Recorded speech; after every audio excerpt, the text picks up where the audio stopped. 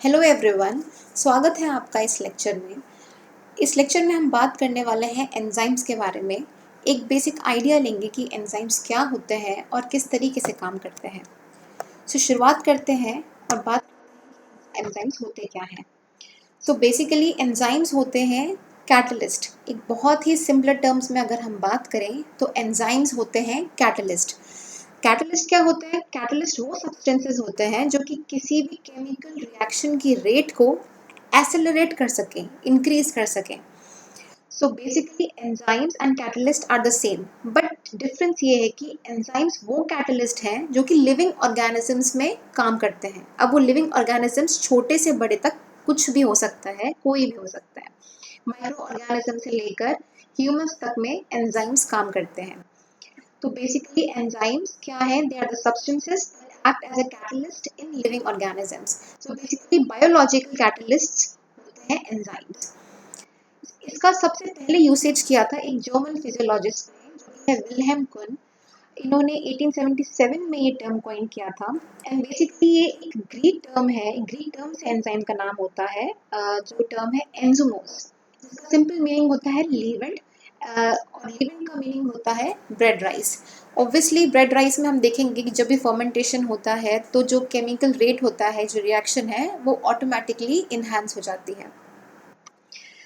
Next हम बात करने वाले हैं सबस्ट्रेट के बारे में। बिकॉज एंजाइम्स को अगर समझना है तो ज़रूरी है कि हम सबस्ट्रेट को पहले समझें। तो सबस्ट्रेट वो मॉलिक्यूल होता है जिन पर एंजाइम एक्ट करता है। बिकॉज एंजाइम अगर सबस्ट्रेट नहीं होगा तो एंजाइम काम किस पे करेगा? बेसिकली एंजाइम और सबस्ट्रेट का बेसिकली कॉम्बिनेशन है, एक उनका कॉम्प्लेक्स बनता है जब वो रिएक्ट करते हैं आपस में। एंड आफ्टर ऑल एक कुछ आउटपुट होता है केमिकल रिएक्शन का। In biochemistry, the substrate is a molecule upon which an enzyme acts. Enzymes catalyze chemical reactions involving the substrate. So there is overall enzyme and substrate interaction. Without substrate, enzyme would do nothing. Okay.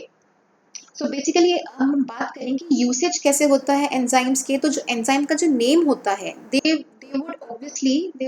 would always last in a suffix as।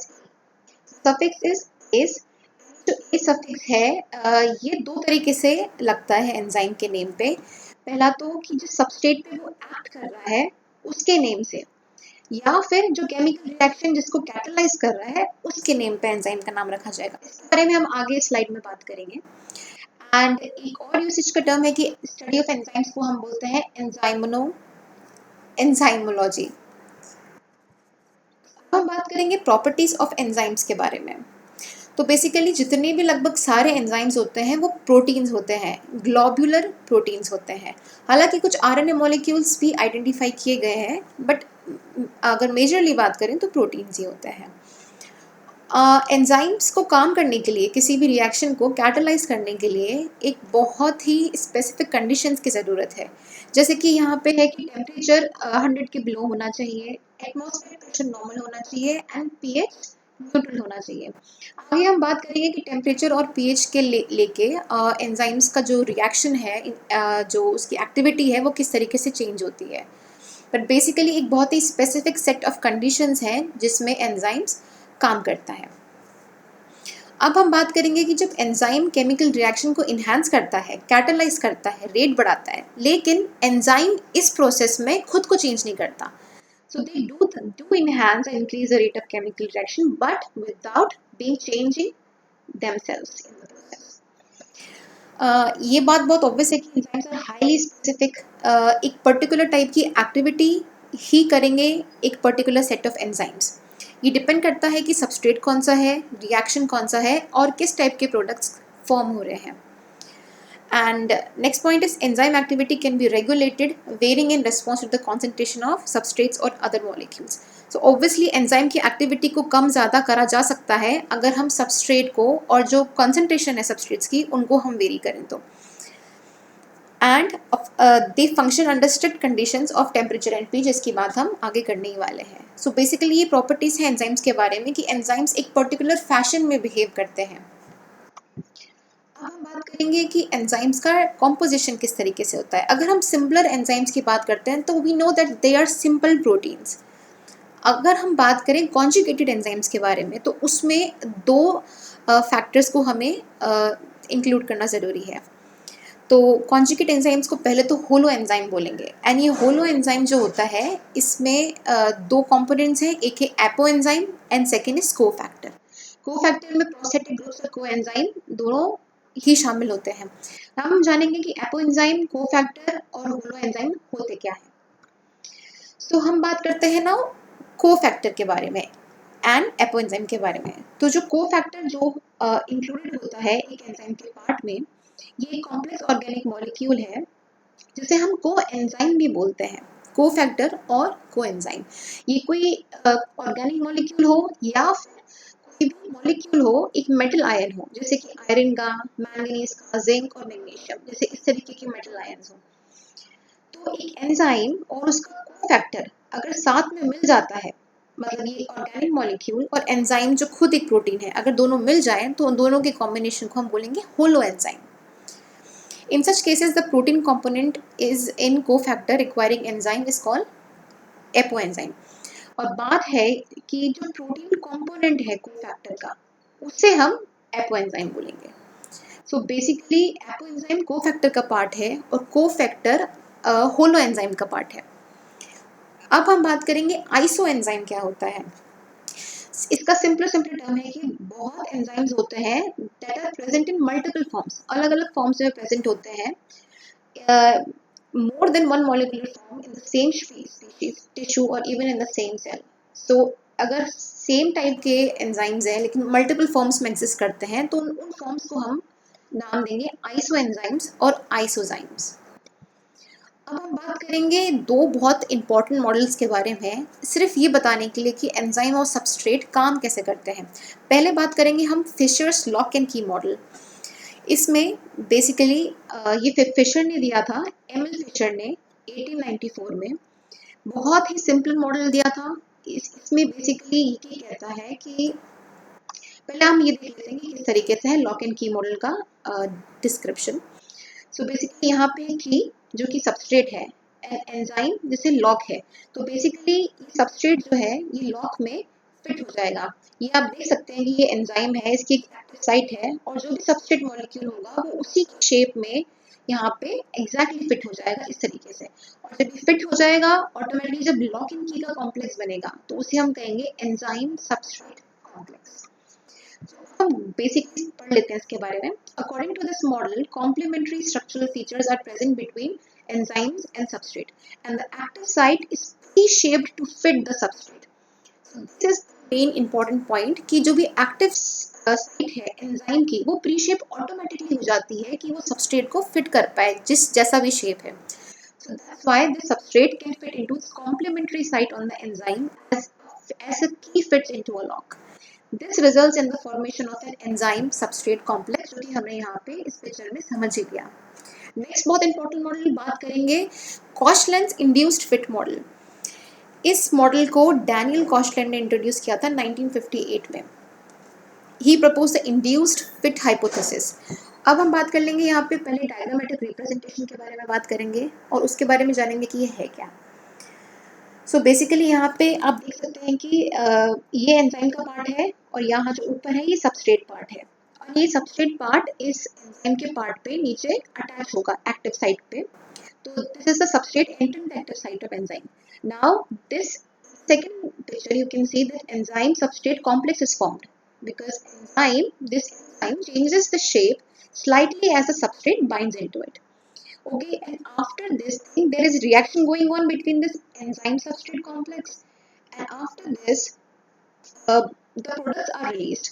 So now the products are leaving the active site of enzyme. In the last picture you can see the color has changed because the substrate has lost its properties and it is formed into new products. It is formed into new products. So now we would know that what a Koshland model says.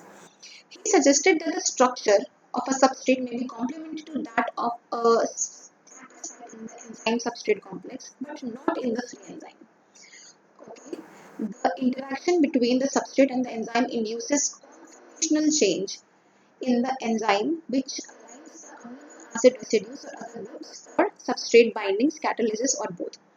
So basically during interaction, the structure of one component, that is substrate or the hand, remains rigid, and the shape of the second component, that is side or a glove flexibility, becomes a complementary to first.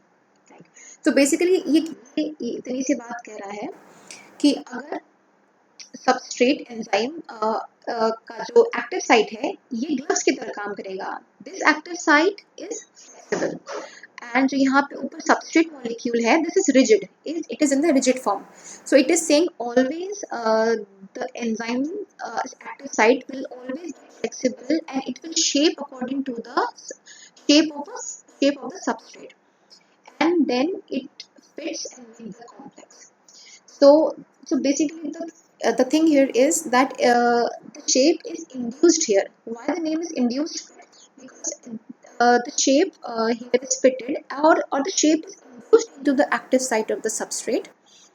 Uh, According to the substrate shape and size, the enzyme takes the shape.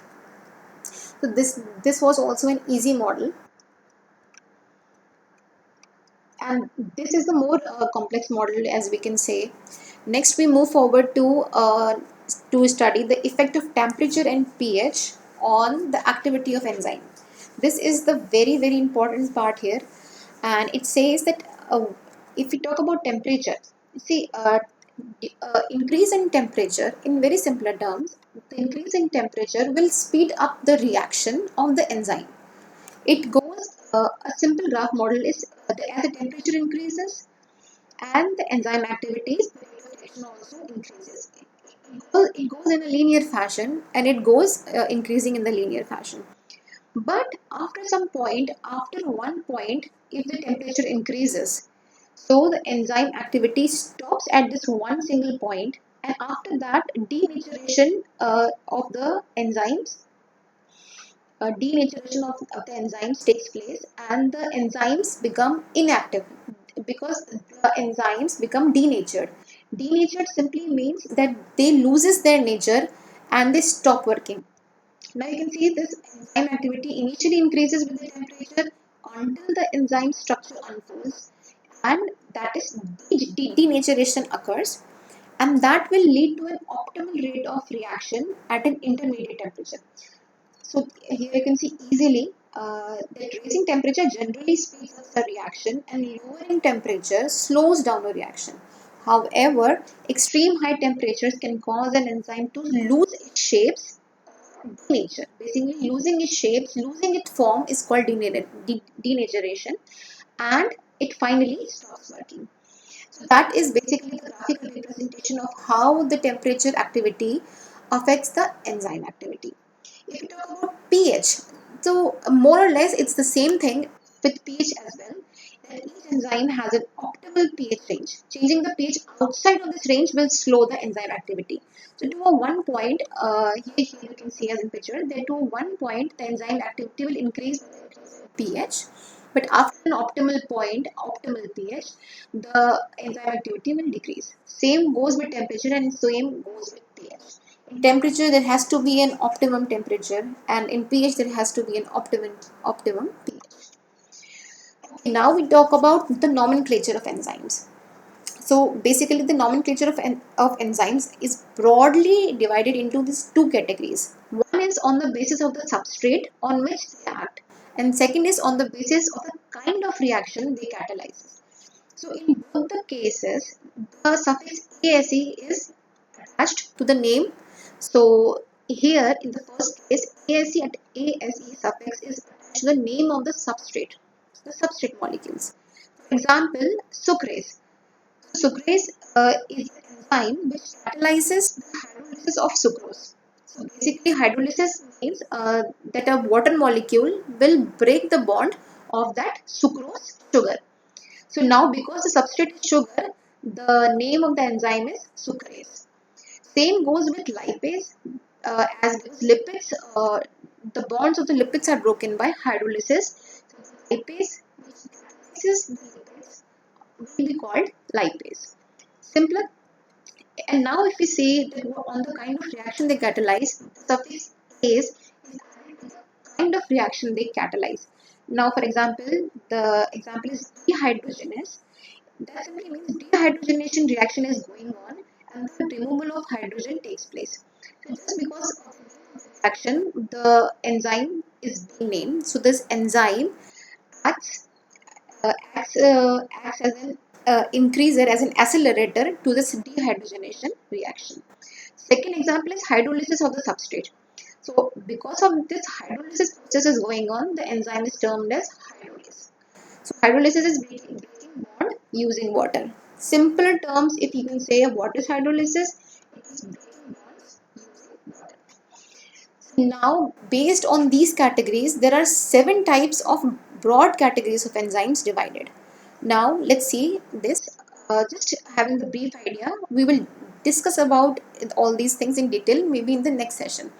Just for the brief idea, the 7 categories are oxidoreductases. So these are the enzymes that catalyzes oxidation and reduction reactions. Second one is transferases. So because of the transfer the process of transfer, it is named as transferases. So it transfers a functional group from one molecule or one complex to another. And what can be shifted within the phosphate group. Third one is hydrolases. It catalyzes the hydrolysis of various bonds.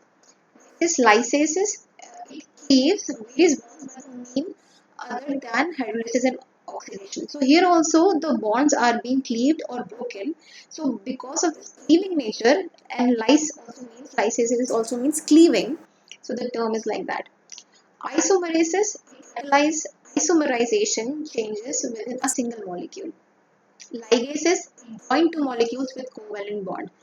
And the last one is translocases. It catalyzes the movement of ions or molecules across membranes or their separation within the membranes. So there are different functionalities of these enzymes, and according to these different functionalities, 7 categories are defined. You can have a look on this slide and see the examples, but we will discuss this in next section in because this topic and this division requires a lot more focus. Last but not the least, we will discuss why enzymes are used, what are the application of enzymes. So you should note here that nearly our everyday consumer and commercial products, around 400 everyday consumer and commercial products that we use, make use of enzymes in the process of their making. They are basically widely used in food industry, as I have already told you in the previous in the starting of this lecture, that the name of the enzyme took place from the leavened word, that means bread rice. Bread rice simply means it is in the bakery products, it is in the dairy products, fruit products, beer and wine. They are also used in various technical applications in recycling, removing ink, laundry, and dishwashing. It is also used in textile processing, fabric finishing, and ethanol production, and in the fermentation of sugars. So there are a lot and lot more of enzyme applications, and enzymes are being used in our everyday life, whether we know or we don't know. I hope you would have liked this lecture. If you have really liked it, please give it a thumbs up. And thanks a bunch. Thank you so much.